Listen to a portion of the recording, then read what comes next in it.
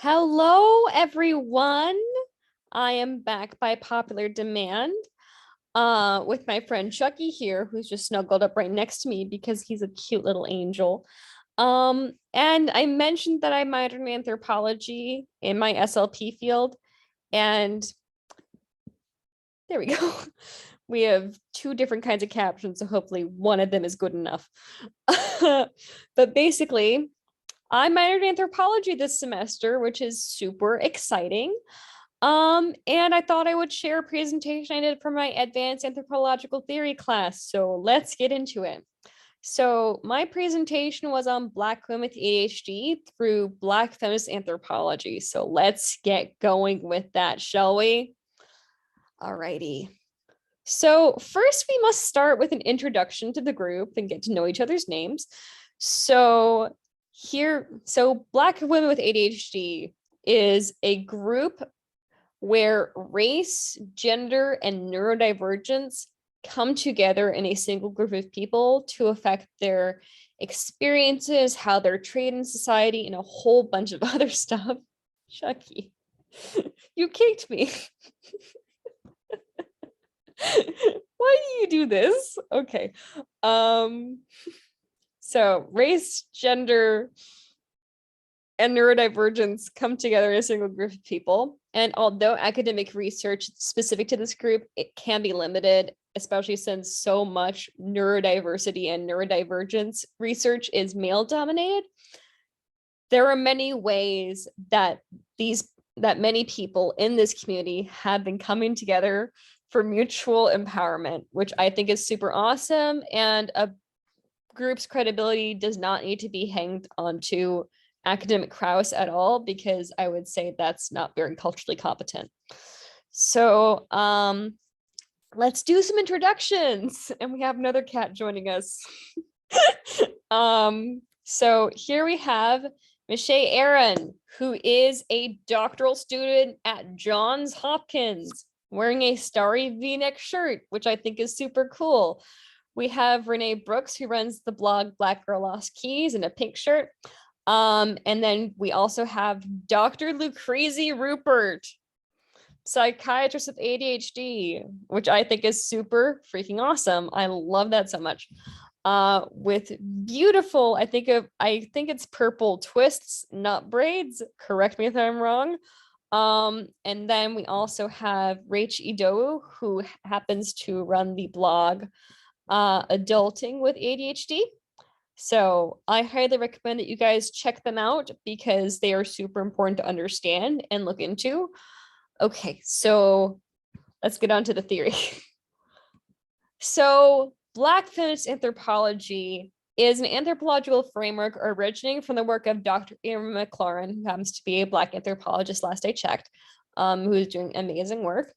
And this theory allows for a place in scholarship for the intersection between race and gender to be properly studied and fight oppression for mutual empowerment. And Dr. Riche J.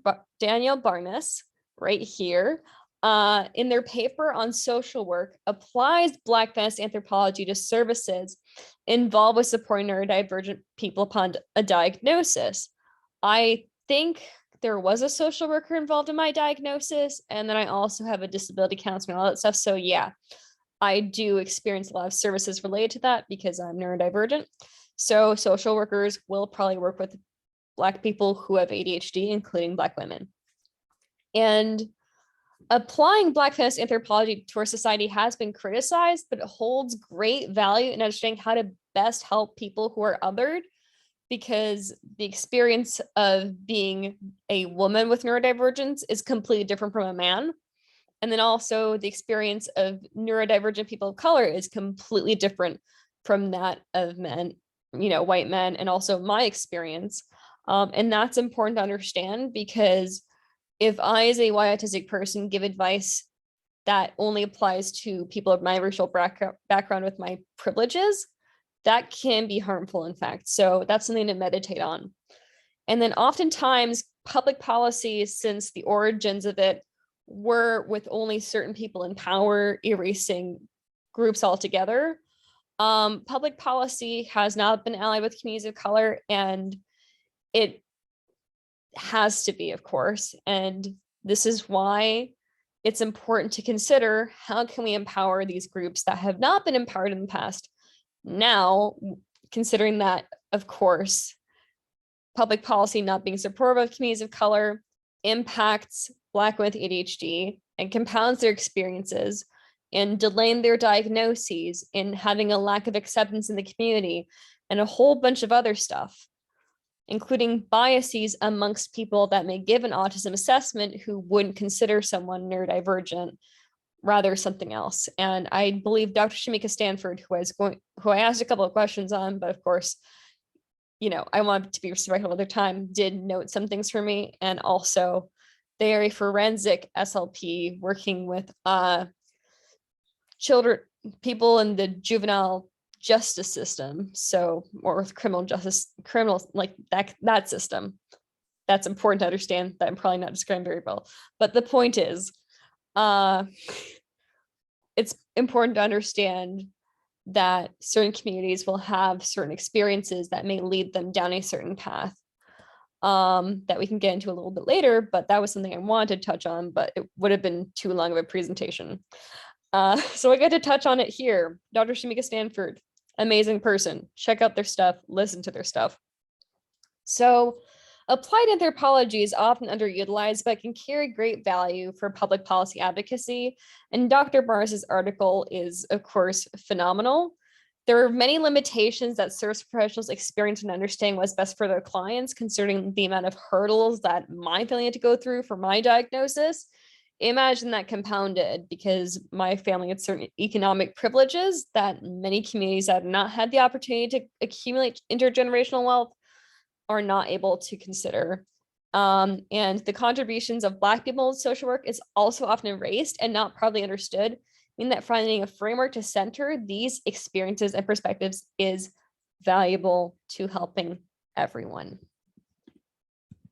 All right, and then we have an interpretation. So Black feminist anthropology is highly applicable to centering the thoughts and experiences of people like Dr. Rupert, as well as many others.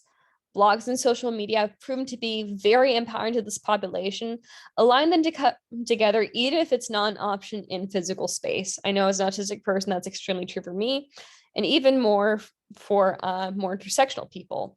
Sins Invalid, which is a disability justice performance project run by disabled people of color, has also discussed the importance of online spaces for disabled people, including the neurodivergent, because you may not have another person with your background on your block, but maybe in your city, maybe somewhere else in your state, and coming together in an online space can be super awesome, which is why SLPs should be aware of internet literacy and how important that is. And also consider if this is the first time you're hearing the perspectives of disabled people of color is something to meditate on, because it's a huge problem in our field. And then we move on to a critique of Black feminist anthropologies that completely erases the concept of neuroqueering, which you should be aware of if you work with neurodivergent people. It's the fact that autistic people and people with ADHD, basically neurodivergent people, are a lot more likely to be queer, and it's Happy Pride Month, so that's wonderful.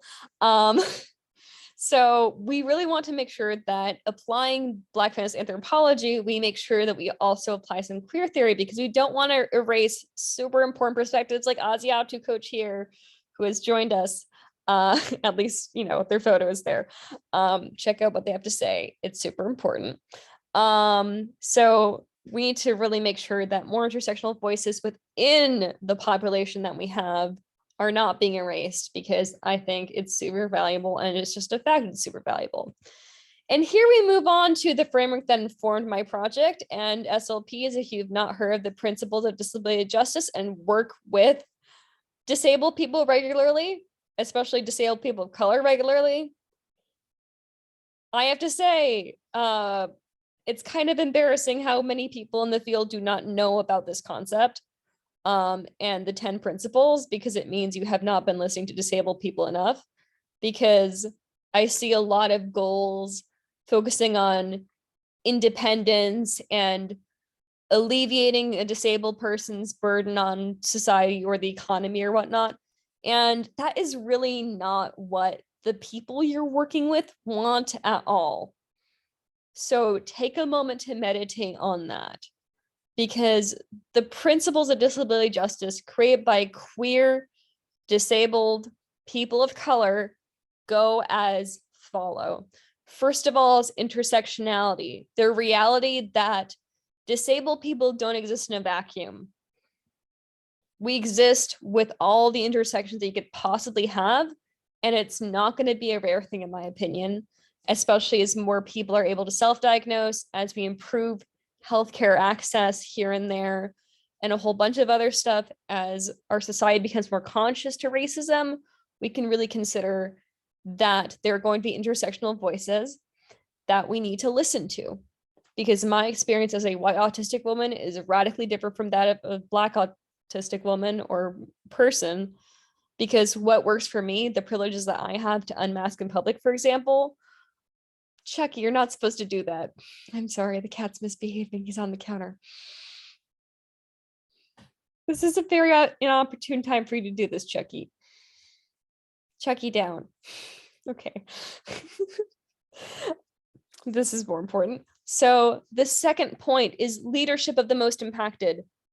In my opinion, if you are a non-disabled person in SLP, you need to take a step back when it comes to a lot of stuff.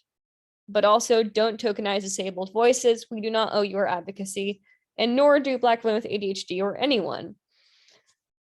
So leadership of the most impacted. What does that mean to me is an important question. Well, I notice, okay, so you're not supposed to chew the flowers. I'm sorry. Just a minute.